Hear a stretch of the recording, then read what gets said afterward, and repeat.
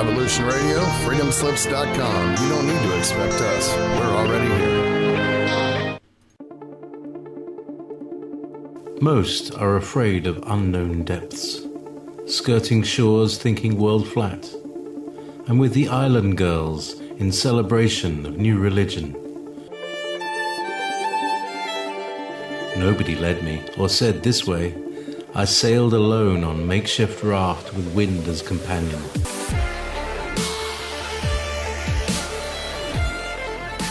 Fate for deliverance, confidence enough to assess new disposition.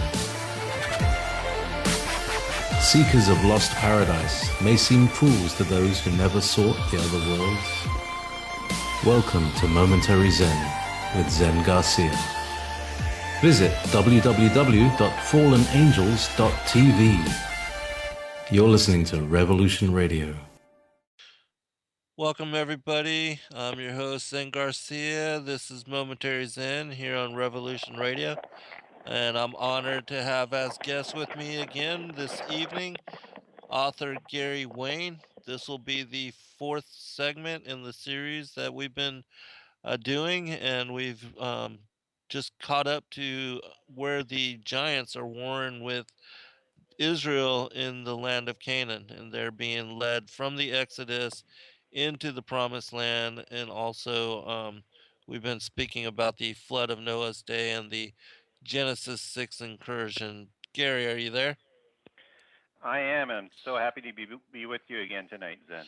It's my honor. I appreciate you making yourself available in this way, and also for doing this ongoing series with me.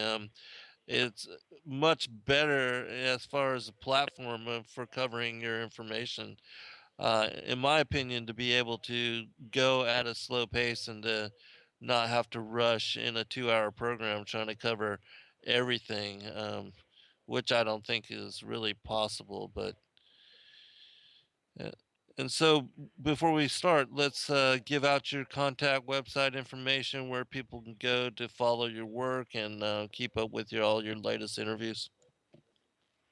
Okay, and people, if they're wanting to get a hold of me, you can get a hold of me through my website at www.genesis6conspiracy.com. That's Genesis 6 with the number 6. And on there, I don't have all my videos and interviews up there, but I've got many of them up there, and I am updating all the time. There are also generous excerpts of my book on the website, so if somebody wants to get a better feel for what the book is about, you can look at that. And you can also get a hold of me on Skype, on Twitter at Gary Wayne 63, and at Facebook under Gary Wayne, and I have two Genesis 6 Conspiracy pages. And if people are looking to buy the book, you can buy it through my website if you want an autographed copy. And if you're looking to buy it elsewhere, you can buy it through Amazon, Amazon.com, Amazon.ca, Amazon.uk, Amazon around the world, BarnesandNoble.com, through most online bookstores. And even if it's not on the shelf at a Christian bookstore, you can order it from them. It's distributed by Send the Light Distribution and Ingram's, just as a regular independent store can order it as well. So the book is fairly readily available, and it's also available in Kindle form. Excellent. Well, we appreciate you, and also Gary makes himself available to those of you that have questions. He does cover a wide scope of material in this huge compendium of work, the Genesis 6 conspiracy. And so today we will pick up with where we left off in the last show. And also, everybody, the listening audience, just so you know, I had been without internet for 5 days, and so I'm a lot behind in uploading the latest interviews, and the shows that I've done with both myself and with others, and so I will try to catch up very soon. But just to give you an update, and also I will be releasing my next book tomorrow as well. And so for those that have been interested in that, I'll make it available to the public tomorrow. All right. So Gary, we were talking about the Genesis 6 incursion, which is I know when I first read it in the scriptures and just reading through Genesis and coming through to Genesis 6 and reading the sons of God mating with the daughters of humanity and creating a race of giants known as the men of renown, yeah, I was taken aback and I had to just kind of revisit those portions of the text and to really just kind of open my mind to the possibilities of what the text was actually implying and the storyline that was behind those five particular passages. And I wanted to know more. I thought that I didn't know a lot about the subject matter, the fallen angels, and the topic that was being alluded to in that particular portion of the biblical text, but I most certainly wanted to know more. And so that was one of the things that actually began my journey into extra biblical and extra canonical texts because of the limited amount of resources found within the canonical material, which gives greater detail as to what those passages are about. And so, can you tell us kind of what you thought when you first read and came upon those? Well, I think I was, caught off guard as to what the heck they were talking about and why that was inserted in the narrative to just in front of the flood narrative. Because, and again, I didn't realize that it was actually part of the flood narrative until I read it, and you think, well, that's really, really strange. And then when you start digging into it, because these giants and things, they keep coming up later on in Genesis, and the time of Abraham, and then uh, after the flood, in the time of the Exodus. So just absolute. I'm not sure. It was stunning. It was like, what the heck are these giants or these strange beings called Nephilim, depending on which translation that you're utilizing? What are they doing in Genesis, and why is there such a supernatural flavor to Genesis that we're just not taught about in church? And why does nobody ever talk about that in connection with the flood? So that sort of really got me going on the whole topic. But yeah, I would have to say just stunned the first time I realized that it actually sunk in that these just weren't larger than normal human beings. Right, and that was also one of the questions that I asked. Was why is this not a topic that is uh, more deliberated upon? Why are they not talking about this in the mainstream churches? I mean, why is this not alluded to more in even like with Sunday school? Of course, we know the story of David and Goliath, but that seems to be the only aspect of it that is even remotely discussed and deliberated upon in any greater detail. But even then, it remains ambiguous and vague as far as the storyline, because really, now that I have examined the material and looked into in a more profound manner that aspect of how it ties together with the full summation of Scripture, it it's difficult to really understand the whole fullness of the story if you separate giants and the fallen angels out of the context of it. Yeah, I think you just lose the whole meaning of what's going on and why things are going on and why things are going to happen the way they're going to happen in the end time. I think it provides the essential context to understanding, what happened in prehistory, what has happened in our history, what's going on today, and what's going to go on in the end time. And if you don't have that, you're missing such an important piece of the puzzle that it sort of is. I think it's almost frustrating trying to make sense of things at times because you're always reaching to rationalize. You're always reaching to fill in the gap, and you don't have to once you understand this concept. And Genesis is quite stingy, um, about the Nephilim narrative. Not that many lines, and then, as I say, these different nations of Nephilims, they continue to show up after the flood again.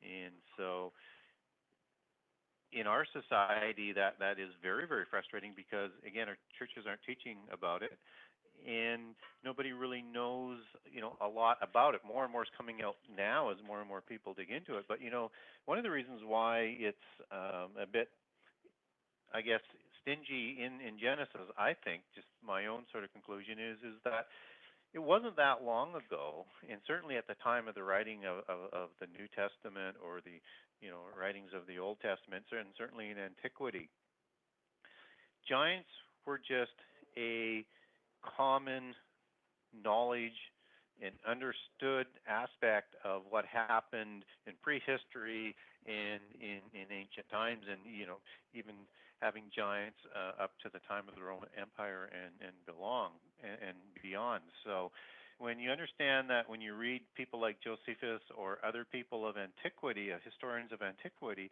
giants were just a common knowledge.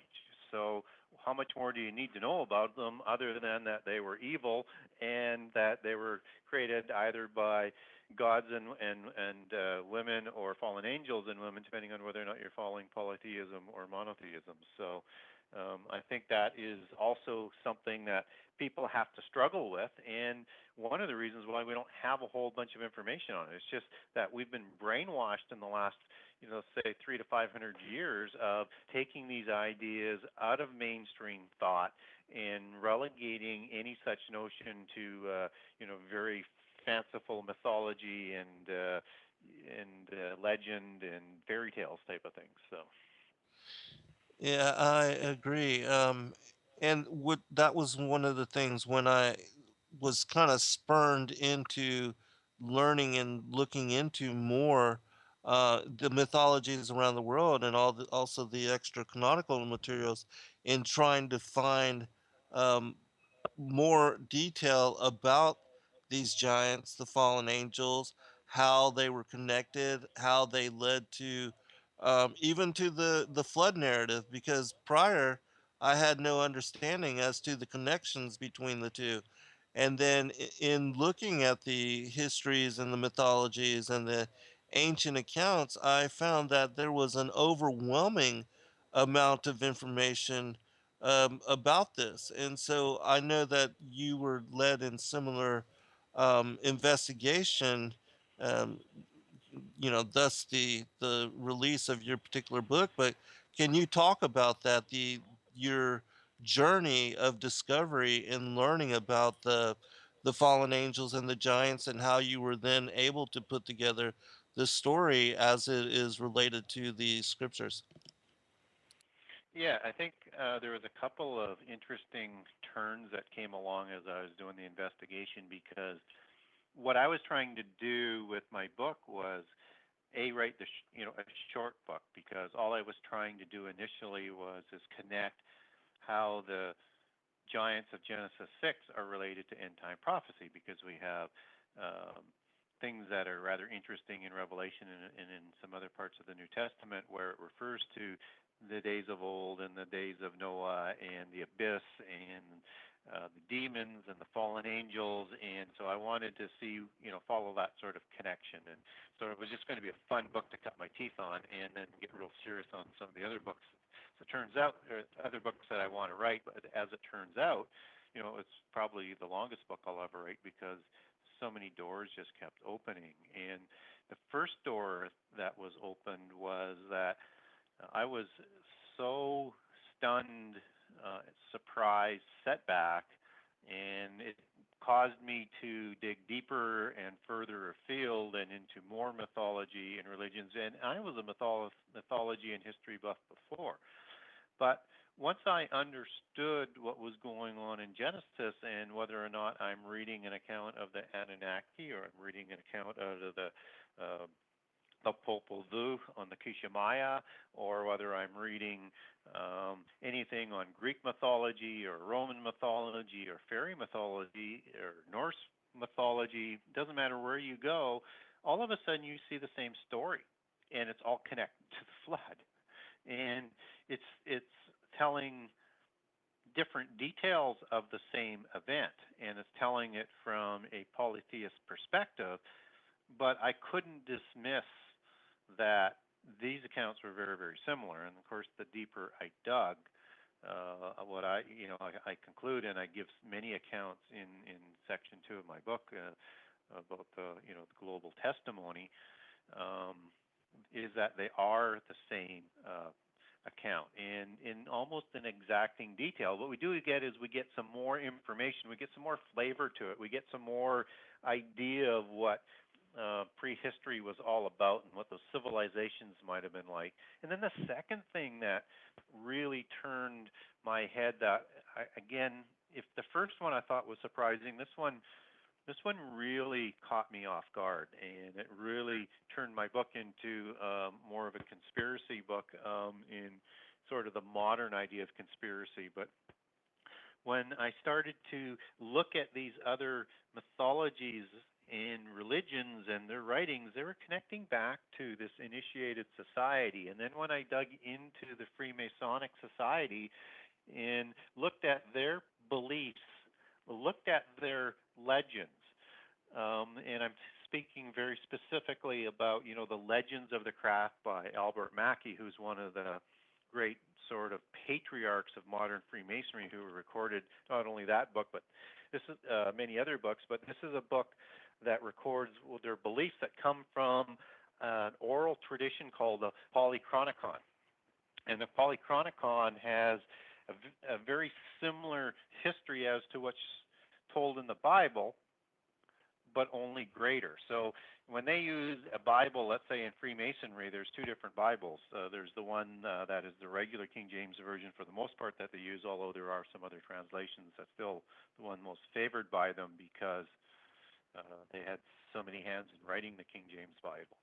But what they wanted to do as being part of that transition is they wanted to transition the Polychronicon and all the additional information about prehistory and history, and by utilizing this as a platform that was going to go to the other churches. And just so people don't misunderstand me, I think the King James Bible is a very, very good Bible. I'm just saying what the Freemasons utilized it for, to record their history. And their history is recorded in the craft, which I'm sure is a large piece of the Polychronicon, and even more, takes their society back to the creation at the time of the flood and before, at the time of the Nephilim and before. And their great patriarchs of Freemasonry are the descendants of Cain, including Cain and Enoch, who is credited with creating Freemasonry and mysticism and sun worship and secret societies. And these societies were created to house this information and knowledge that they were developing, which were the seven sacred sciences. And of course, the descendants of Lamech. And of course, Lamech and their descendants are the ones who created these two great pillars to ensure that their form of mysticism, that their knowledge, and the location of the knowledge was going to be saved, and the story of what happened in prehistory from their perspective was going to survive. And that was what was discovered by Hermes, and who partnered with Nimrod at Babel. So just understanding that the secret societies formed at the same time were part of this partnership of the creation of Nephilim, worked alongside with the Nephilim to corrupt the entire world, and have partnered with the descendants of the giants and with mysticism all throughout history, continue to do so today, and will do so to help bring on the end time. That just took my book in a completely different direction than what I was expecting. Yeah, I can imagine that you are still discovering just so much information, and that if you wouldn't have decided to, basically, you have to abandon a project like that because there's just so much information that really it could have been a 2,000-page book. And that the research is still ongoing. The investigation and discoveries are daily, adding to the body of evidence, which overwhelmingly creates the story of this what we're talking about. Yeah, I edited out 25%, and at some point I was just writing and adding more. Interesting to me, but I could have kept writing literally forever because there's just so many. You ask it one more question, and you open another door, and it just leads you to a whole bunch of other different things. And I didn't spend a whole lot of time on North American Nephilim or giants because that's a whole subject in itself. I allude to them and talk a little bit about them in the book, but to me, it's just again more information. And if I was going to do a book on or do more research on that, that would be a separate book in itself because it's so massive.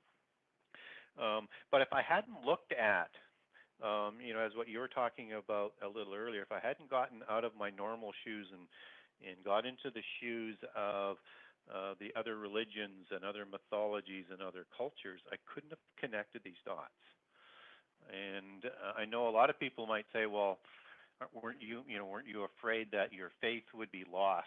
And I think I read a lot of convincing stuff, but at the end of the day, um,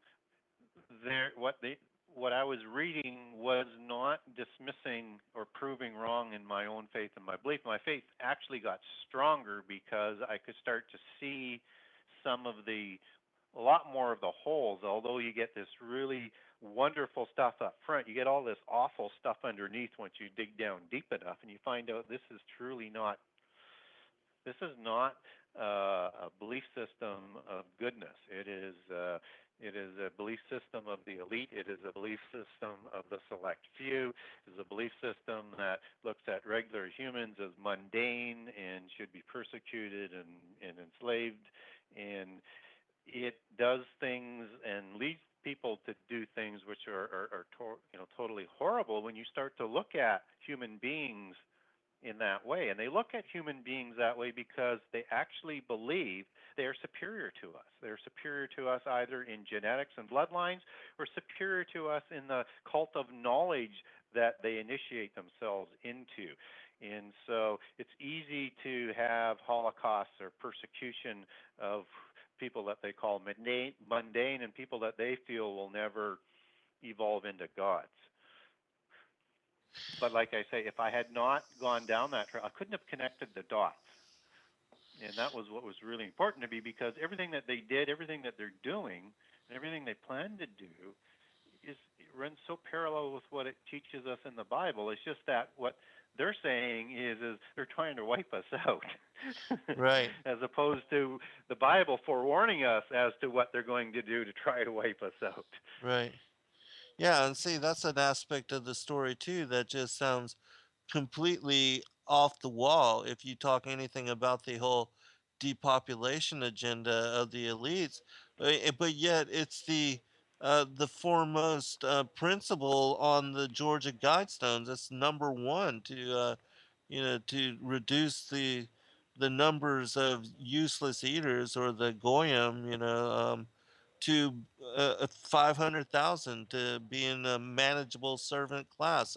So they're not trying to hide any of these things. And for those that have not begun to look into or investigate the conspiratorial side of the reality that we live in, it sounds completely just absolutely bizarre. And so, yes, it can be a challenge to open yourself to embracing such knowledge as possibility. Um, but when you do, then the doors start to open, and then one path leads to another and another, and so many things come to light in doing this investigation. Well, and again, if you start connecting just some of the dots, just with some of the things that you had just mentioned with the Georgia Guidestones, is that is a pure Rosicrucian doctrine, which is one of the higher levels of secret societies and higher than Freemasonry, certainly. And within that society is significant ennobled bloodlines that are represented in that order. And so that whole concept of population control is that they would, in their ideal utopia, in their new Atlantis that Bacon would talk about, Francis Bacon, we're talking about a world that has limited population, so they could set up this new utopia. I would say dystopia, but in their belief, it'll be a utopia. But it's not a utopia for most humankind. It's only for those who they want and deem worthy that are going to be there. Those of, the gene of Isis or the sacred bloodlines that go back to the Nephilim. And so when we look at how we see another manifestation of what's going on in the world today, and we have this whole notion of overpopulation, and I do understand the population is growing. It's not clear to me that we can't support that population, but it is clear to me that this is a concept that the secret societies grab onto because it's part of their core beliefs that they only want an Earth just for their descendants.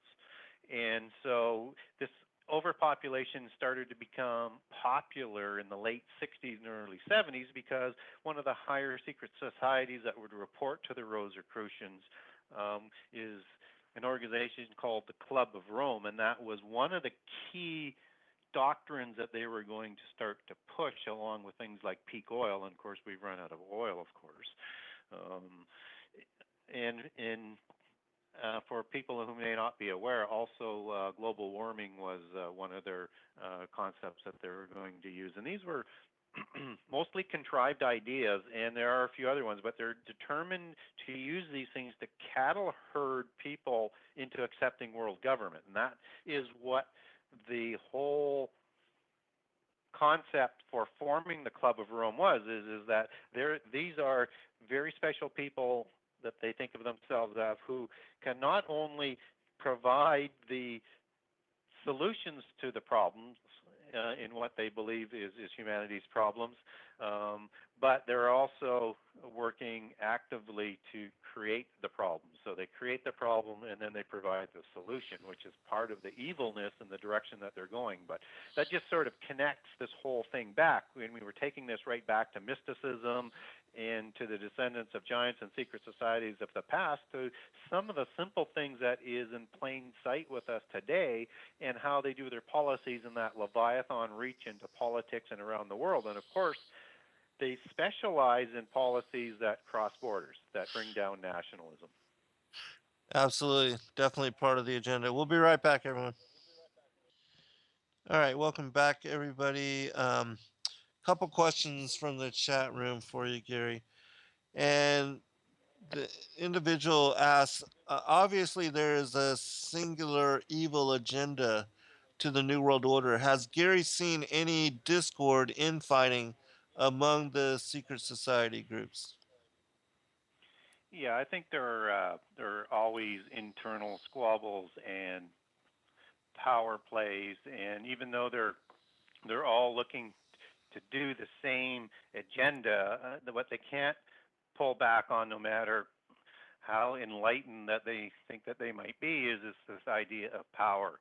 And power always gets sort of out of control, and people that they may be utilizing to bring about the New World Order get out of control with their narcissism. And you can look at a couple of things that they would have created. Was communism, and then communism got out of control because Stalin got involved and took it in a completely different direction than the social masonry that they had initially sort of anticipated. Then they create National Socialism with Hitler to offset communism as an example, and he gets out of control. So this is not an unusual thing.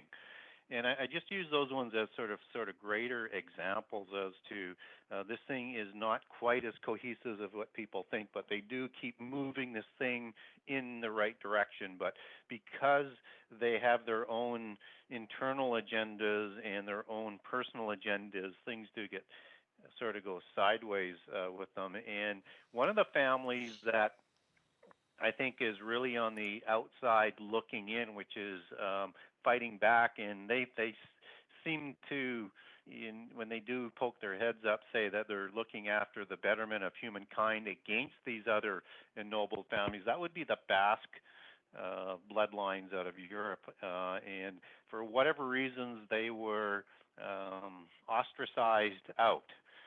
Now, I think if they are helping humankind, I think they probably still go back to their original nature if they were to be the only ones that were competing. So there are lots of competition out there, and there could be more bloodlines and families that I'm not aware of that have been ostracized because I'm not on the inside. But that would be one classic example of a family and a bloodline, and then I gave a couple of plays that they made that got out of control, but there are many. Yeah, I agree. Another question, a little bit slightly different topic. Blues Girl asked, "Do you think that the Sphinx's head is possibly a mummified giant skull?" I don't even think that that's the original head, is it? Well, the face that's on the Sphinx is not the original likeness, and so Sphinx is in kind of the same family of statues as what was going on in Mesopotamia and other areas, and so I'm trying to think of what the actual statues are, not a cherub, but oh, geez, and it was very popular in the Assyrians. But anyways, there's these winged beings and gargoyles and all these different forms that were created, I believe, are of fallen angels. And in the Egyptian mythology, and you go back to the hieroglyph and everything, the Sphinx is actually a hieroglyph of a slouching lion. And so I think if we want to go back to what the original face looked like, it was probably a depiction of Adam, Adam Ra, and that would be a depiction of Satan. So I think we're looking at either a seraphim face or but more likely a cherubim face. And so it could have been the face of a man, but it could have been a face of any one of the other three faces that go along with the cherubim, but certainly not of Nephilim. And the other thing I would go to look at is that that statue dates back in a lot of people's, or that monument dates back in a lot of people's estimation to 10,500 BC. So from an astrological alignment, it lines up with Orion according to Bouval and Hancock, if my memory serves me correct, with the way the belt is sloped to the celestial procession. That goes back to 10,500 BC. And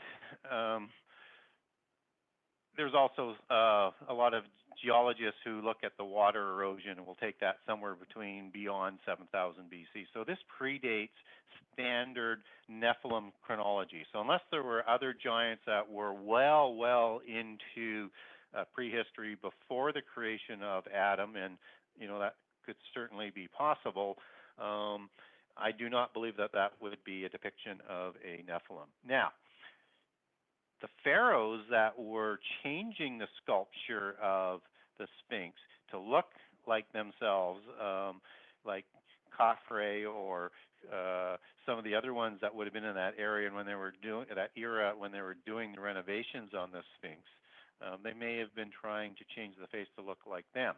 And so if you wanted to make a connection back to Nephilim, that the pharaohs were definitely Nephilim kings or Nephilim descendants, descendants of Nephilim who were kings, then perhaps you could look at it that way, but not the original one, that's for sure.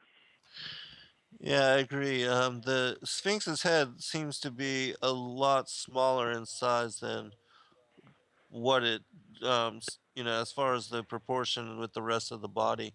And then as far as the pharaohs, the hybrid, even with Tutankhamun, it shows the elongated skulls, and there's that same kind of hybridization depicted around the world, and including like in Paracas in Peru. Can you comment about that, the elongated skulls and the Yeah, so the elongated skulls, there's several different thoughts on that. One is that was arrived at manipulation by binding the skull, and that certainly is possible. But here's some of the distinctions, though, is you can create, by binding the skull, something that is sort of mutated to be elongated, but what you can't do is make it bigger by binding the skull. So you'll still have the same sort of cranial volume, but when we're talking about many of these elongated skulls, there's a separation. There are the ones that would be of ancient humans who were binding their skulls, and I think after the looks of the Nephilim.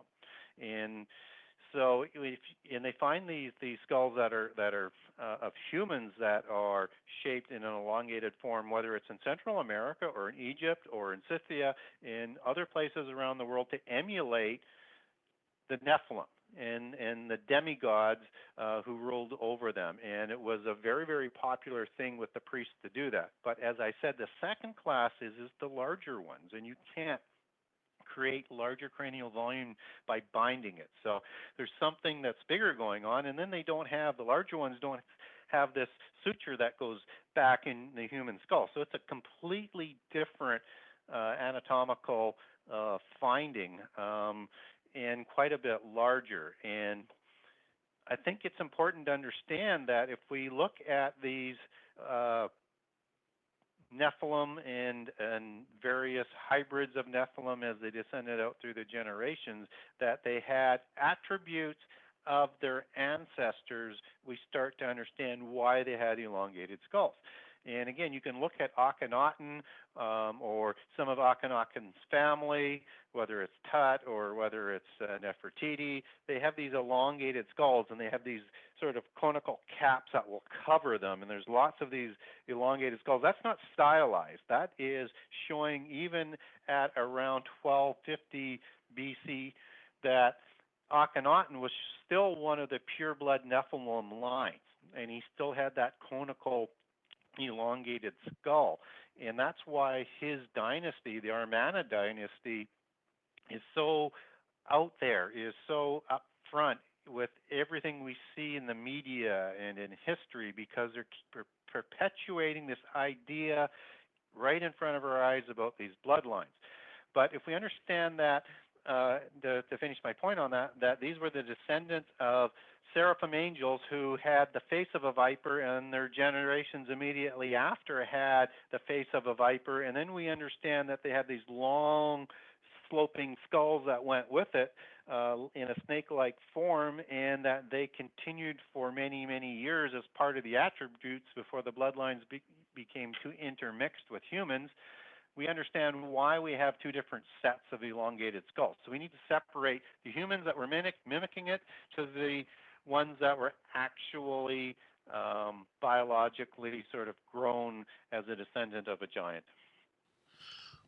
Another very interesting thing as far as those kind of hybrid type beings, the real ones, not the humans that were mimicking them, is that you see that in the different cultures and civilizations of the world, that they were the priestly class, and they were the ones that were receiving message and interacting with their fathers, the fallen angel gods, and that they were established to rule over the lay people, and they were the ones that called for the sacrifices and the different things that they were involved in, that were perpetuated through the worship and the rituals, the different abominations that caused them to be judged throughout history by the Most High God. And that's why I call those mystical societies, those mystery schools, the mystical religion, and the original ones and the ones that they're sending, I call them snake brotherhoods, because they are brotherhoods of the snake, and they do worship the fallen angels, the fallen seraphim angels, and all of the doctrines thereof. And they did mimic the ones who provided them the knowledge. When you understand that there are two different classes, let's say, of the companions of Horus, there would be the god-like companions of Horus, or the builder gods as they're known, or the senior ones, or many other names, or the Sebeti or Sebtio, and on and on and on. They initiated these priest class, and these were the snake brotherhoods that were created. And so there was the original humans that were heading the religion, and then the brotherhoods that generally went down within the family, just as in the Brahmins did, which is you couldn't even become a priest unless you were related in the family. So they had these descending lines of priests within the family that carried on these traditions, and they did that. They bound their heads in appreciation and in worship and in prostration to their gods, and the knowledge that they passed on. You know, if you look at Enki, which would be the same as Lucifer in or Satan in monotheism, Enki is, you know, his symbol in Sumerian was the snake. All of this is interconnected, and you know I know a lot of people don't really like to think about that. There is a class of angels in the Watchers that were seraphim, and they looked like snakes, but that's exactly what happened. And so when you go back to what we're talking about, some of the stunning parts of what I learned out of Genesis 6 and what surprised me, I mean, to understand that what these brutes looked like was shocking. Oh yeah, that was one of the most surprising aspects of, the tying together the Genesis 3, the Nakash, the story, and learning that this was actually a feathered serpent, and that connected to the mythologies of the feathered serpent worldwide. Viracocha, Kukulkan, Quetzalcoatl, the Chitauli, whatever name and definition these many native peoples worldwide, they had basically a feathered winged snake or a feathered serpent. Those were the gods that they worship. And so, whether you deny it or not, or don't want to believe it, the dragon mythology is pervasive and extends worldwide. Oh, I agree 100%.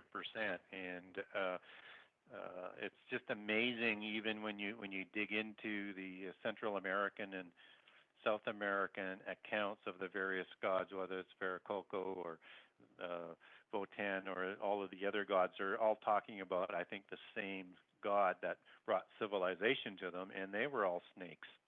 And again, the stories are identical, only from a vernacular perspective as what they would be from around the world. And so when you understand that civilization and knowledge, both before and after the flood, came to the people of those areas through these beings, then you understand that there's a close connection to the seven sages that helped start civilization after the flood, whether it's inclusive of Osiris or Quetzalcoatl or other names, are the seven rishis of India, that they are all talking about the same story, that there's this heavy mystical influence of survivors of the flood that are carrying knowledge provided by fallen angels, and some of them maybe even been taught directly by the fallen angels after the flood. But they would have again reestablished the priesthoods to carry on and the same religion that was going on before the flood. Yeah, exactly. Before I forget, Gary, I wanted to ask you, you said that you had to remove 25% of your book. Can you tell us what that portion of the book was about, and are you planning on publishing it later? Will it be a separate book, a follow-up, or I don't think so. I think it'd be a little bit too disjointed because it was coming out of basically every chapter. So when I took it to go to publish, I did that first round of cuts myself, and so in each chapter, there might be two more, rabbit holes I went down that were interesting to me but weren't necessarily essential to the story, and that's what I was trying to take out. So some really good information in some of those little rabbit holes that I went down, but they weren't essential. They weren't essential to the book. So it'd be difficult to make a story out of that. okay, I understand. Um, The another thing that I wanted to ask you about is just recently there was a L.A. Marzulli had put out a trailer on the Watcher's 10, and in it it talked about the discovery of a fairy-like being, a little being, and that they had taken DNA from samples from this little creature, that it was discovered by a 13-year-old a child, or I believe it was 13 years old. Maybe he said a little bit older, because they did reference this individual as driving, had to use the bathroom, pulled over to the side of the road, and discovered this little fairy body that had just recently been killed, possibly by a passing car or whatever. But in X-raying the body, they discovered that it was the full skeleton, that it was not a mold, that it had a few full humanoid features, and that it even had one portion of its leg bone that looked like it had been broken previously and had healed. And there were some other weird anomalies, where these little dots in the skeleton, that they didn't know what these things were, but they stood out in the X-rays. But do you know what I'm talking about as far as that particular story? Yeah, I'm watching that reasonably close because I think if it's proven to be not a hoax of any sort, and I certainly have a lot of respect for Mr. Marzulli and how careful he's been on this, because I think he's been working on it for over 2 years. Um, and the reason why I'm watching it so closely is because it's sort of after the one of the themes and spirit of my book is about the fairy aspect, and so at this point it does look like it's I'm speculating, but and trusting in Mr. Marzulli's work, because I do very much respect this man and the work that he's done. That he's onto something, and he wouldn't be dealing with something that wasn't going to turn out to be real. So if you're wanting to know more about fairies, I mean, certainly that's one of the reasons to pick up my book and learn all about fairies, because fairies is one of those, not only an allegory, not only a belief system, but the beings are so very important to, in my research, to what happened in prehistory and what has happened throughout our history. So if you like, then I can talk a little bit more about fairies, or if there's something you wanted to go along in terms of what L.A. Marzulli has been working on, we can follow that line as well. Yeah, no, I would like to get you to elaborate, because it reminded me of a video I saw a long time ago. I don't know if you've seen this one, but these kids are in an apple orchard in their backyard, and this I believe it's their parents were just videotaping them playing, and they go up to this particular apple tree and they look up into it, and they see this kind of weird creature, and he begins to film it, and then all of a sudden it flies away, and this creature looked just like the depiction of the fairy that L.A. Marzulli, the gentleman that I forget his name, Jaime, I believe, is the Mexican UFO researcher that had brought it to the attention of Marzulli. But anyways, it looked exactly like that. And then there were other videos that Marzulli showed in the beginning. I guess somebody had a camera set up during the night, the evening time, and it shows some of these fairy-like critters flying by and flying through this particular the viewfinder of this camera. But it's all of that is very interesting, and it would seem to be completely fantastical. And but if it weren't for the discovery of this body, the X-rays would show the skeletons, even the finger bones, and it seems to be authentic. And so, yes, if you would elaborate.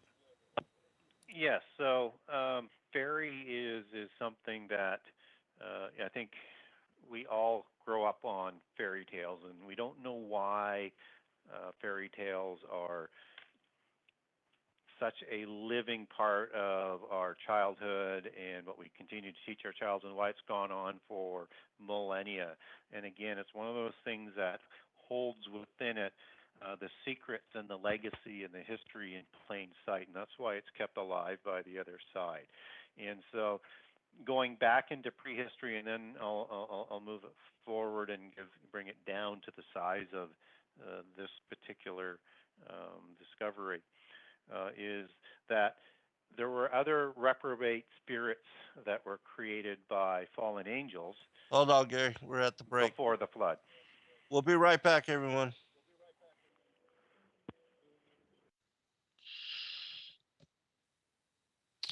All right, welcome back, everybody, for second hour. I'm your host, Zen Garcia. This is Momentary Zen, and I have as guest with me this evening author Gary Wayne. Gary, before you go into a follow-up, can you give out your website contact information and where people can go to find your books?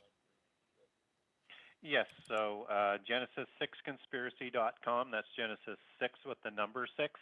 And on there you can contact me through my website and I will get back to you. Or you can contact me on Facebook under Gary Wayne, or I have 2 pages of the Genesis 6 Conspiracy.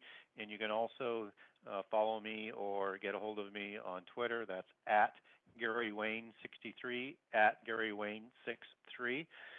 So those are the ways that people can get a hold of me. And believe me, if you do send me a comment, I will get back to you. If you send me a video or something like that, it may take me a while to look at that, and I may or may not comment on that. But if you ask me a question or have a comment, I will get back to you on that. My book is available through Amazon around the world, barnesandnoble.com, most online bookstores, and it's available to any store, whether it's Christian or independent, if they want to order it online. It's easily available. So you can also get personalized copies or autographed copies in any way that you would want through me if you like, and you can do that through my website.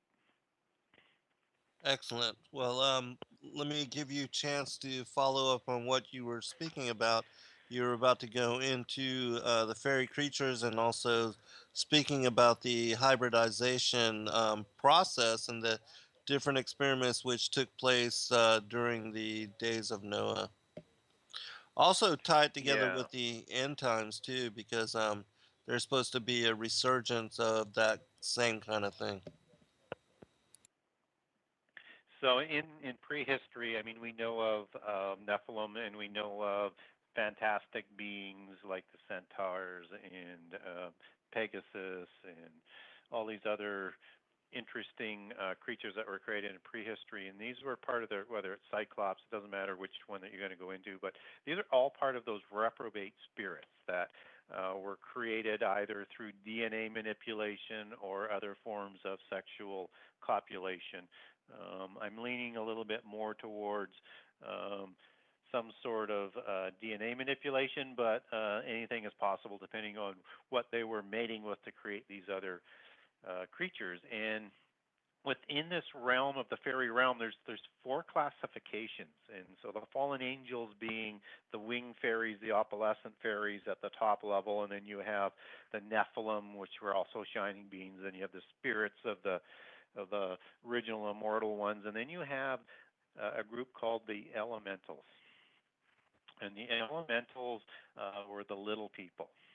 And the elementals were broken into 3 different categories. And even if you go into, like the Cherokee or other Native American lore, they'll break the little people into 3 different categories. They just use different names. So the Cherokee would use the Laurel people or the Rock people or the Dogwood people as the 3 different classifications. But generally, in fairy mythology, they're known as gnomes as one category, leprechauns as another, and little people as another one. And within these 3 categories are significant numbers of subcategories. So these are just the major ones. And so when you look at the 3 categories, just sort of quick and easy without getting into size, the gnomes were the ugly ones.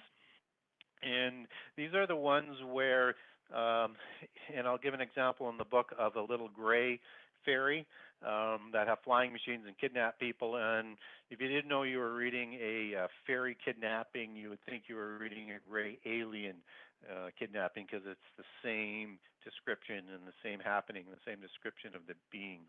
And gnomes were also connected to the mystical religions and the kingships, because this is part of the root of where noble and gnosis comes from, because these were the archivists for the seven sacred sciences, and they kept the genealogies for the priests and the snake religions that we talked about, and they guarded the sacred knowledge, and they guard it throughout history in partnership with the secret societies and the mystical religions.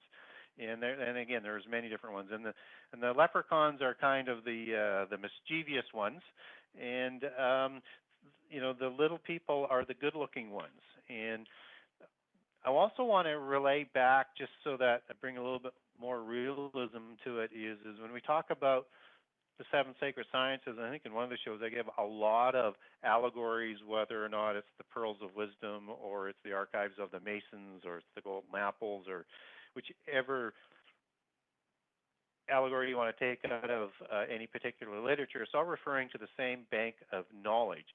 And in this case, from a fairy one, when you look at the treasure at the end of the rainbow, that comes out of fairy mythology. And the treasure at the end of the rainbow is this great knowledge. And of course, the rainbow represents the flood. So you can see the connections that are going back there. And if we go into mythology, let's say Greek mythology as a classic example that people might be more familiar with, you have some little people recorded in certain aspects of it, and in Atlantean mythology and in Greek mythology, because they're both Greek, I suppose. Like you've got Nereids and nymphs, and these are part of the little people, and you've got the Fatui, which is the ones that hold the destiny of humankind, and Fatui is just a Greek word for fairy, just as phase is a Greek word for fairy in the Roman language. And so within the allegory, a fairy holds something significant.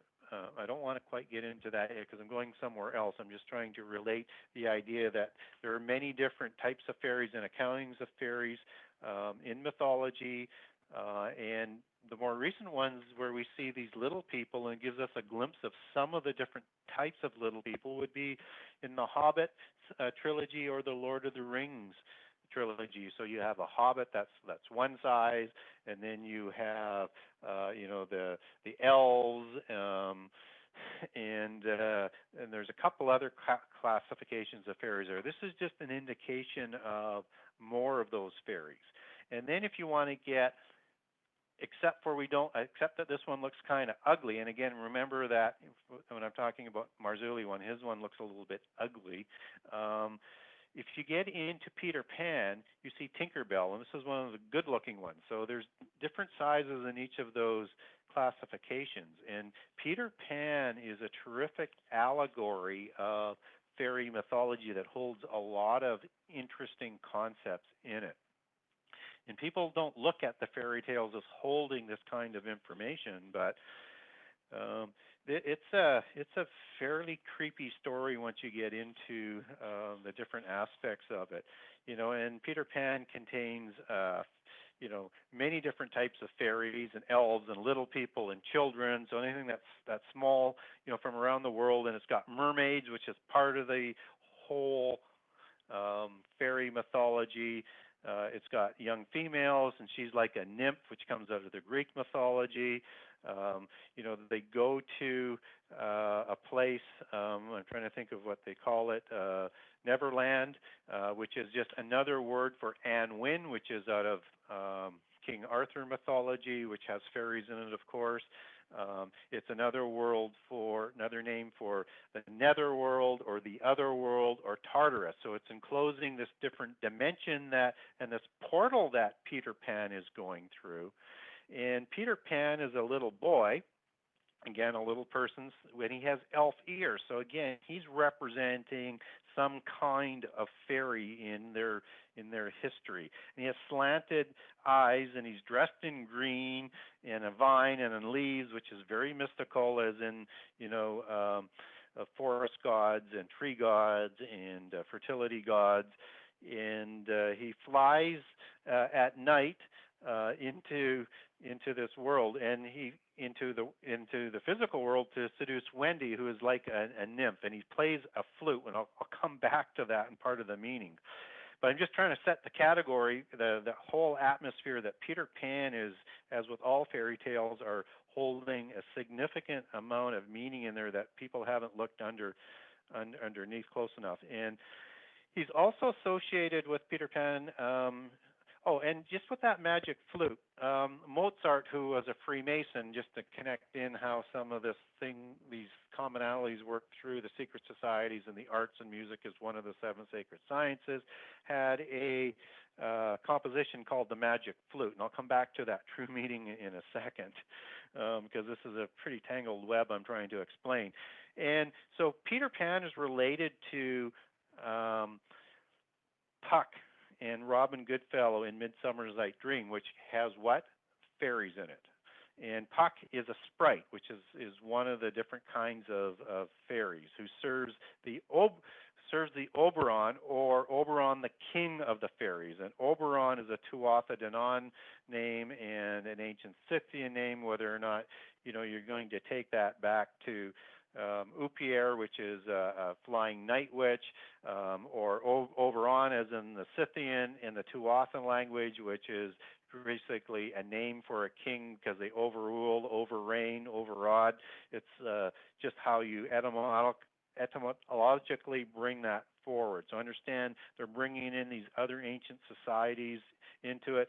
And of course, Peter Puck, or Goodfellow, has changeling qualities, as what some people believe that fairies and Nephilim and the descendants of Nephilim actually have, who they would have received from their parents, if that part of the mythos is true or not.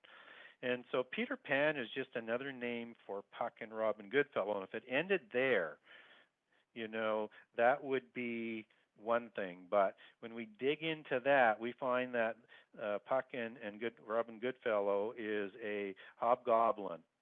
And this goes back even more into prehistory. So now let's start bringing into what the Green Man or the Pan or this goblin or the Peter Puck actually was. And Peter Pan was actually one of the Peter god that he was based on is one of the gods of ancient mythology. That was a fertility god that flew night and was a witch, night vampire, or an Upier. So again, linking that name Oberon back. And this is the god Pan, where the name comes from. This is the half human, half goat god that everybody's familiar with, where you see these pictures on the internet. This was a devil god who played the flute. So that's why you have the flute linked in there. And flew at night, was sexually aroused to seduce and have sex with young nymphs, represented by Wendy in this case. It's a fertility god of the woodlands, and is very much connected to the allegories in Robin Hood with the Merry Men, and on and on and on with other allegories that also are going a different direction in Robin Hood. But moving on, it's a horned god and a companion of nymphs or little people. So Peter Pan, the god, is one of these gods that is very close to the obvious creation of the little people.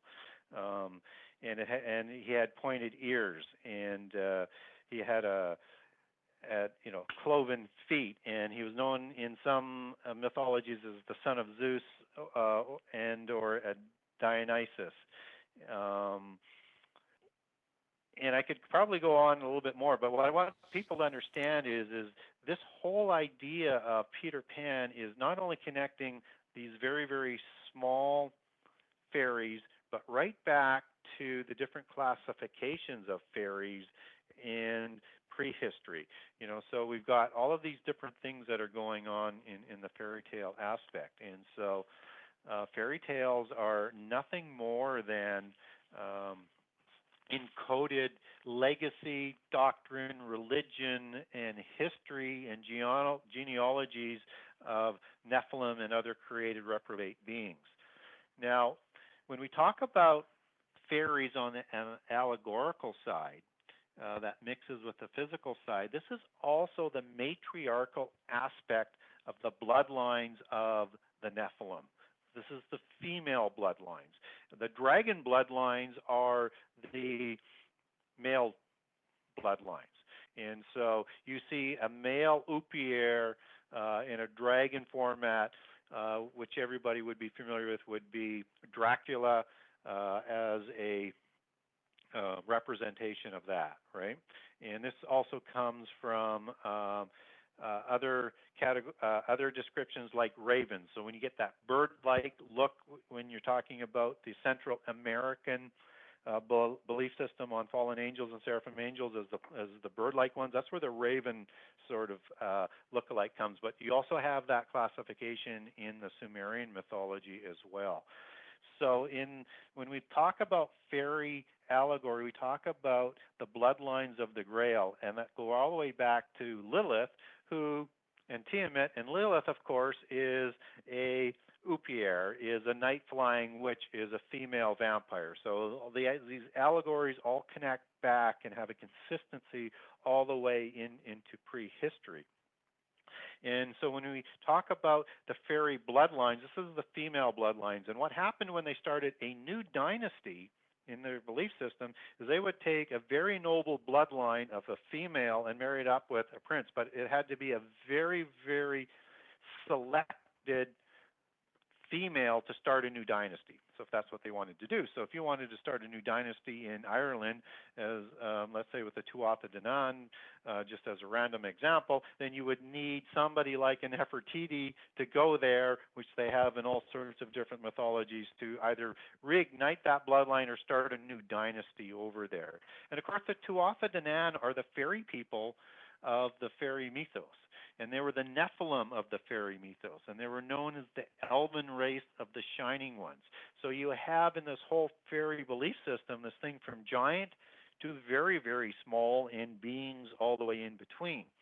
And then the other aspect of the allegorical part of the fairy mythos is that it is heavily wedded into the Gnostic religions and the polytheist religions, but it's the Gnostic religions where you see the most defined aspect that are most visible that connects them to the fairy belief system.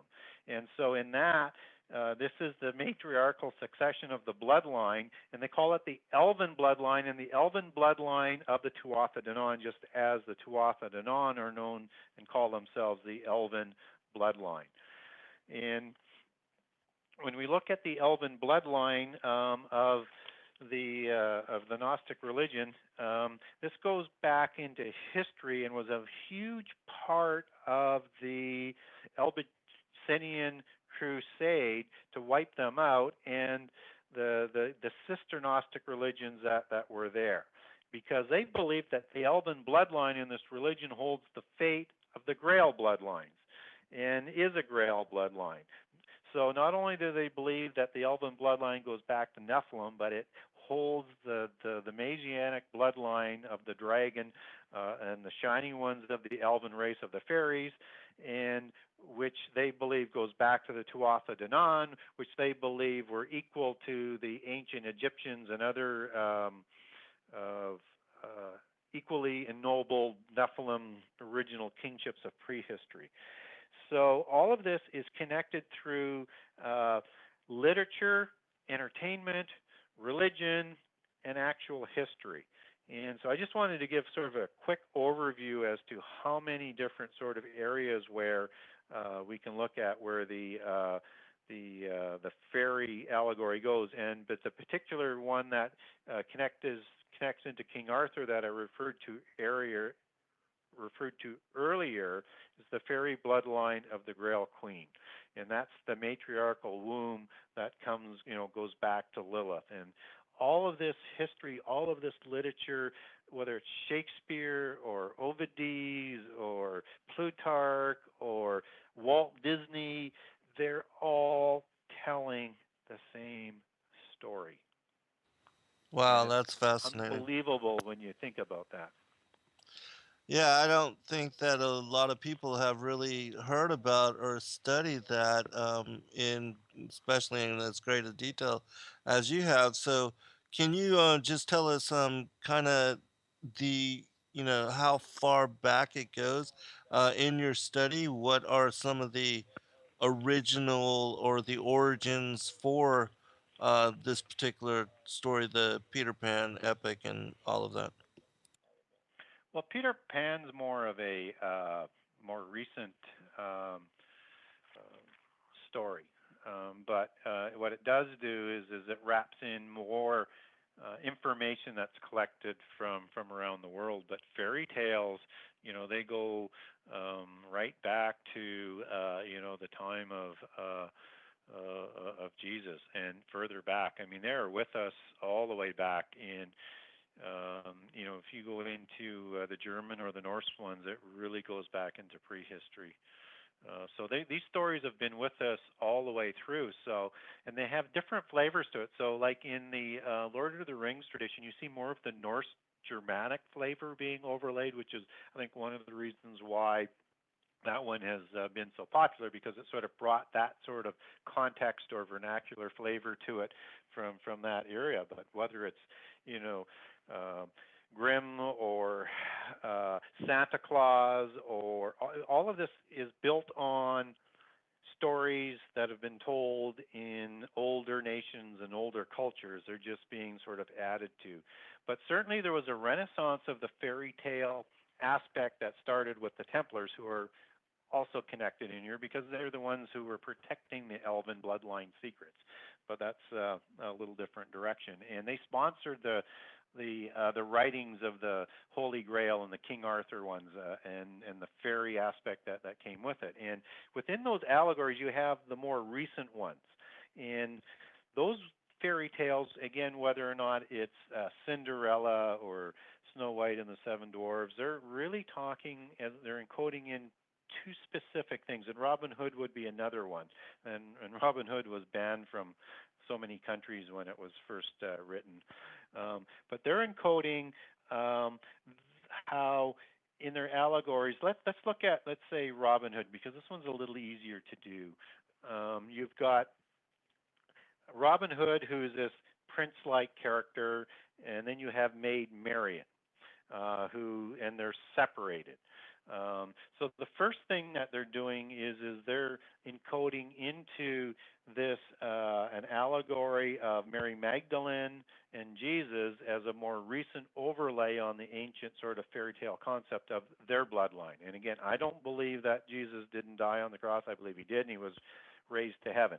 They believe he was taken down from the cross alive and met up with Mary Magdalene later, and they had 3 children, and Josephus, the third one, is the one that is the bloodline that they're following here. And they're having to live apart, which they do in all Grail and Holy Grail mythologies, that go back to Joseph of Arimathea, who is a descendant of the people of the kings, whether it's King Arthur or Gawain or whoever else you have that are further down in the time of King Arthur, because he marries into those families. But back to Robin Hood. So you have the bloodline and you have the separation that's encoded in there. And so the sheriff and King John are the allegory of the Roman Catholic Church persecuting the Gnostic religions, which they did. And so you see the sort of good and bad aspect of these fairy tales. Those are the sort of the modern overlay into it. But within the characters of Robin Hood, whether it's Merry Maid, that goes back to or Maid Marian goes back to Merry Maid, which is a mermaid, and goes back to Morgan Le Fay, which is in King Arthur, and goes back to the nymphs and everything of Atlantis. So they're encoding other names, and they also believe that Marian They use that as a derivative of Miriam and Mary, and again, all for important allegorical religious reasons that are from polytheism that they're using and they're mixing in there. And of course, Robin Hood, who's dressed in green again, has the same allegory as Peter Pan does. So now you see some of the more ancient allegories being woven in there, and then all the different individuals of the merry men are representatives of key important people throughout history in their religion, and even the name Merry Men goes back to Mary's men, the people that were protecting Mary Magdalene and her bloodline. So it's so many different things that are going on there. So understand that there's an ancient fairy mythology, and then there's the more modern writings and more information that they're bringing in to sort of bring things up to speed. All right, we'll be right back for final segment, everyone. Welcome back, everybody, for final segment.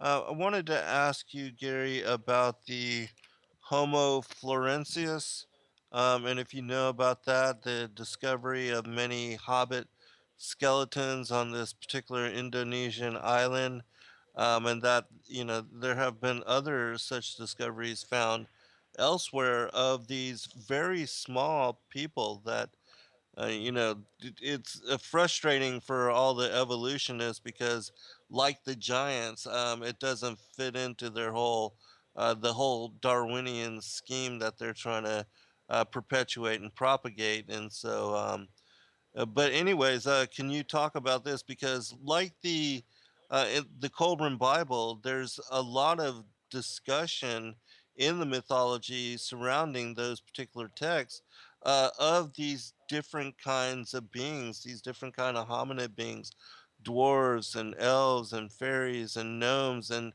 the whole spectrum of Lord of the Rings type characters, which seem to be just fantastical, and yet the reality is they most certainly were part of the whole of presence here of being on the earth.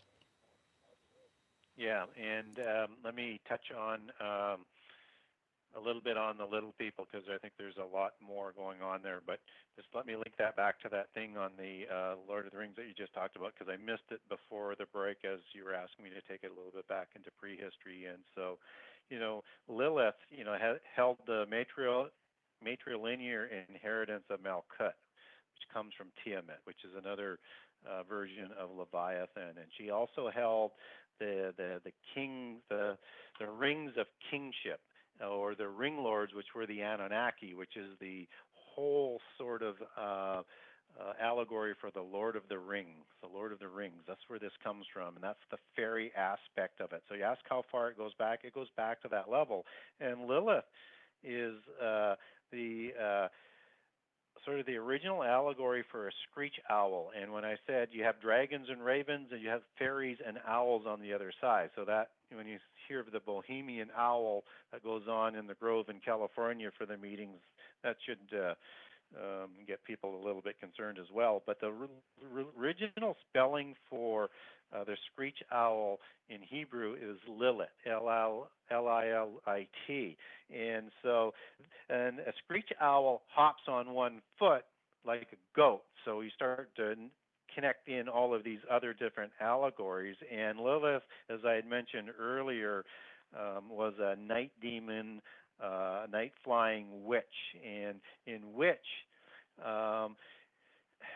That is a popular word for vampire, and the Latin word for vampire is strix, meaning screech owl. So again, we start connecting all of this, and vampires were night witches or oupiers, which goes back to Oberon. And how far does Oberon, King of the Fairies, and Midsummer Night's Dream go back, and the various other derivatives and usages for the name Oberon? Well, Oberon comes out of a Teutonic order, which is the order that in mythology goes back to the Aryans in the German side, which is why the Nazis used the SS and the Teutonic Order, but to the Aryan Ubar, and was also, Scythian and then Sarmatian for Upper, which stands for overlord. And these were all Nephilim kings that this goes back to. So all of these different connections go all the way back. And so when we talk about Lord of the Rings and these other different fantastic beings of little people, and then we talk about what you're talking about was the discovery of these small skeletons in Southeast Asia. One of the commonalities that people don't understand with the flood narrative and the Nephilim narrative is that in all continents around the world, my research has found that they also have connected to the flood and connected to the giants, the little people. And little people in North American tribal legends, it's absolutely crazy how many different accounts of it. And I run on one of my Genesis 6 pages accounts as people send them in of findings of little people's bones, just like findings of the giant bones that have been recorded in newspapers and other documents, and then they go back to the Smithsonian and they just disappear again. And so nobody can convince me that there aren't organizations out there making these discoveries disappear, because when you've got newspaper articles recording them, describing them, some showing pictures, some showing drawings, and they all go back to the same sources, obviously there's a few organizations out there that are trying to suppress this information. But understand that this is one of those common world heritages, and why the fairy belief resonates throughout the world. It, again, is unaccounted for, and in this case, the fairy belief is in the little people. Yeah, it is interesting how the Smithsonian's just makes so much of this these skeletons and these anomalous type beings just disappear, which is why I would hope that people would wake up to not sending any of this evidence to them any longer. They certainly don't have credibility, which or reputation for preserving and sharing such information with people. And so, most certainly, because these kind of things are still being discovered, which makes me I want to ask you a question about, do you think that the recent wars, the war on terror, and afterwards, the events of 9/11, our invasion, the United States invasion of Afghanistan and Iraq, which, of course, when you look into the deeper aspects of 9/11, those countries were not responsible for the attacks of those days, but do you think that the elites wanted to go into those particular territories and areas to gain access to some of these archaeological sites, to Babylon in specific, to the tomb of Gilgamesh, which was only recently discovered and was still being excavated at the time of the Iraq invasion? There was all of those gold artifacts found in Afghanistan that looked like, little airplanes. I mean, so much um, archaeological evidence in those two countries, that there was anything esoteric to the nature of those particular wars. Yeah, I think they were brought on for a number of reasons, and whether or not we want to think that these factions, whether it's Al Qaeda or ISIS or who they're funded by, certainly there's a good case to be made that if you want to create world government, you have to create enough anarchy that you'll run into the open arms of the globalists who have all of the answers and are the same ones who created the problem. So, I mean, there's a an MO there. And then underneath all of that is you've got some of these countries that they've been trying to sort of turn over and change the regime over is they're trying to make sure that they have a reserve bank that's in all the countries of the world, and so you can follow a lot of that from countries that didn't have a occult history, portals, um, access, knowledge, information, whatever they're looking for is also a significant part, because there's a whole bunch of black ops that are going on in those countries searching for things like that. And again, hard to get solid information on that because they're black ops, but Right. there's a whole bunch of black ops that aren't just designed to kill terrorists that are going on in those countries. Right, exactly. Like I don't know if you read the story of NASA's involvement even in with the 33 miners that were caught underground, that whole other side of it. But if you haven't heard of that part of it, No, the I haven't. it's fascinating. I'll send that to you after this show. But Okay. certainly there's an esoteric aspect that is not spoken of. But supposedly the story was is that they broke into a chamber where they had discovered a lot of gold, but then they also opened, and sort of like what Phil Schneider describes when they were building these deep underground bases, and then they built over an already existing structure, and then when they um, breached a certain portion of this particular deep underground base, they kind of invaded into a territory that was occupied by some of these reptilian dragon-like entities, and so uh, there was, a lot of black ops that were lost, or special forces that were lost, Delta forces that were lost in trying to save Phil Schneider and some of his other people, but it was the same kind of story, and so I'll share that with you. And the next time we do show, we can comment on that further. It's interesting, but Sure. it kind of Wow. falls in line with the discovery of the mythology, the Native American mythology of the Lizard City, or Yes. the under Los Angeles, which Yeah. again, sounds crazy, but this is the historical record. Or the and it is a historical record, and also the tunnels that they say are in Mexico that goes to these great underground cities and chambers and things. And there's been a little bit more of that in the news. There's something that is really, I think, hidden and not looked into a lot because it's so difficult, of what is going on underground, and how far back in history does that go. I think in one of the shows on the Saturday night you were referring to a reference in Ezekiel, about the people who dwell underground.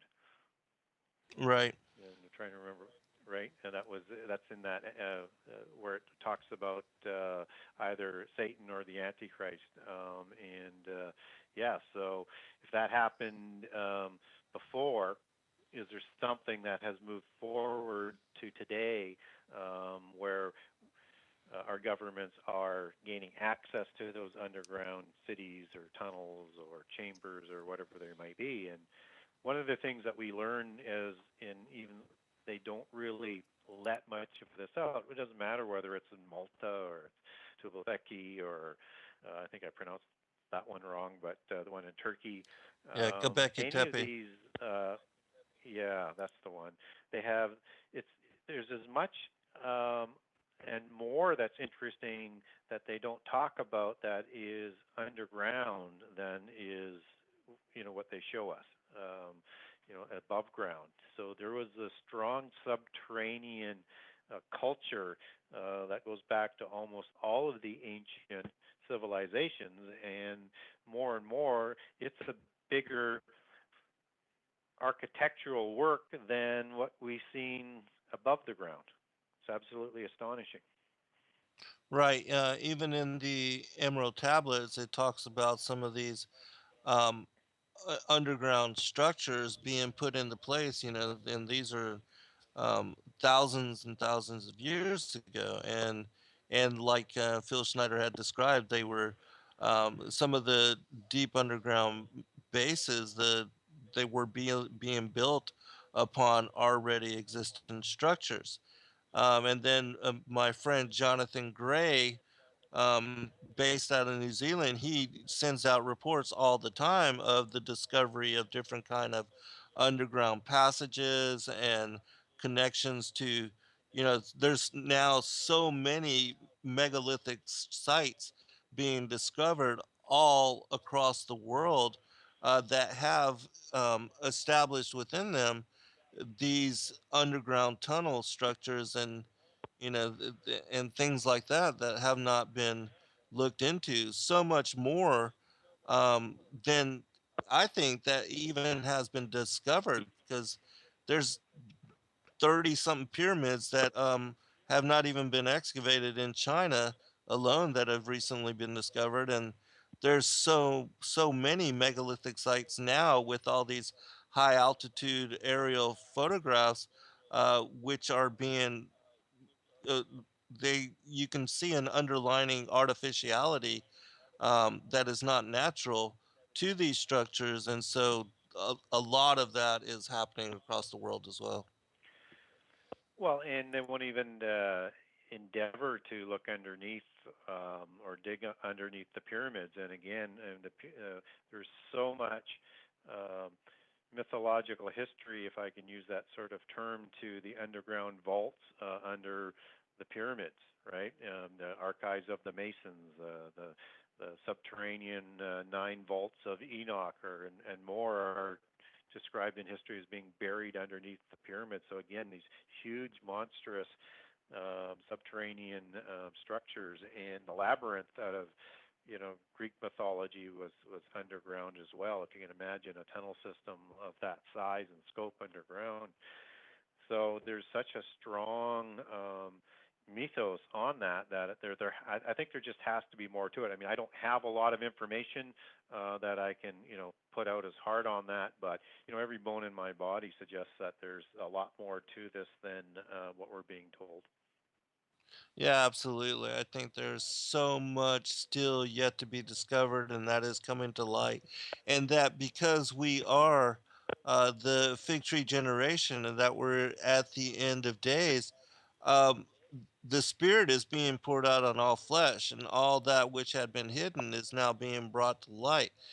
Which is why I think a lot of the revelations of individuals like yourself and myself, that we're being inspired by the Spirit to bring forth these truths so that people can then understand the gospel in a way that they had never even considered prior. And that, those that are truly seeking answers, which they're not getting from their different pastors, preachers, or church authorities, that like especially with the Ancient Aliens series now, and the whole perspective that the ancient aliens are our creators, all of that being pushed forth, reminds me of that miniseries recently, Childhood's End. Have you heard about that? I've heard about that, but I've not seen it. Okay, well, I haven't seen much of it myself, but I did see the season finale, and it's basically this individual Corellian. He's part of the what are the overseers, which are a group of aliens that sort of like Independence Day. They come and take up position over all the cities of the world, and then rather than attacking humanity and trying to destroy it, they are supposedly here to help us bring in the golden age, to help humanity to end the wars, cure disease, heal the Yep. sick, that kind of thing. The same thing as Yep. what the Bible describes as, the Antichrist being performing all of these miracles. And so, if you would, can you comment on that? And we've got like 5 minutes, Gary. Okay, and is that the same one that when the commander dies out, they take his essence and put it into another body as well? Is that the same show, or I'm am not I sure. I'm confusing what not. people have talked to me about? Yeah, I'm not positive Okay, because I'm not very familiar with it. I only saw that yeah. that final Well, season enter. But go ahead. what whether or not it's to hit the concept that you were talking about, whether or not it is Francis Bacon's New Atlantis or it is the alien offering of what they promise, or it's the apparitions of Mary coming out of the Mary cult. They're all offering a similar sort of uh, gift, if I can put it that way. And that gift is, um, a new golden age, a new area where science and religion works together, but it's a polytheist religion. An age where there won't be any wars, where knowledge will flourish and people's enlightenment will flourish, and people can evolve into um, godhood. And but if you don't accept this, then you'll destroy yourselves from the face of the earth. And they all talk about the same offering and the same um, curse and imposing that Nimrod did back in Babel. This is why Babylon of the end time is related to Nimrod at Babel, because they were trying to again become like gods. They were trying to protect themselves or lest they be destroyed from the face of the earth. They were developing this great knowledge, and they were rebelling against the God of the universe that was trying to keep them enslaved in the physical world and not evolve into gods and to be enslaved just to worship them. So if we see an alien or any of this type of apparition or something that is offering this Babel syndrome, we know that that is the Babylon that is coming for the end time, because they all talk the same religion and the same gifts and the same cult of knowledge and the same path or way, as they would call it, the way of Hermes, the way of Tao, the way of Cain, to godhood. And it is the same doctrines just presented in a different format. Oh, sorry about that. I had it on mute, but I we have been warned about that, and I definitely believe that what we are going to see, because a lot of people, when they study the New World Order, they think that the whole agenda is to establish world government. But Pike, in his vision of escalating these three global wars in order to establish a one world order, was so that they could establish the basis for introducing to the world their god, the Masonic sun god, the Luciferian doctrine, and so that's the the real ulterior motive behind all of what they are trying to do in establishing this global domination, this this world order that they want to hand it over to the Antichrist. Go ahead. Yeah, I mean, they know that, and it's been tried in the past. I mean, you can't likely dominate the world through war. It just takes too long and is too destructive. But if you can set up a system and a platform to establish world government, then you have the ability to implement that belief system and impose it on the people, just as it was done by the Nephilim and just as it was done by Nimrod. And then they can introduce as well with that platform their dragon messiah, their false messiah, and that's of course not everybody's going to go, you know, go for it or fall for it, but that's why there are two different holocausts that are going on in the end time, or Right. persecutions or holocausts, however you want to look at it. And there are a So lot of people that are primed to accept the ancient aliens as our creators, or that they're jumping the gun on evolution is the reason why we're not able to find that evolutionary missing link. yes, and I think the alien perspective is a significant part of the delusion of the end time, and I look at it as also a significant part of our rapid development of our sciences and our knowledges in preparation for the end time. And even some of the language would suggest that there's going to be this alien delusion, even with the Antichrist raising his throne, into the heavens, and that Michael's going to fight and the angels are going to come down. So you've got this conglomeration of this alien fairy deception that is designed to fool humans to rebel against God in the end time. Yes. Thank you, Gary, for joining us again. Uh, God bless all.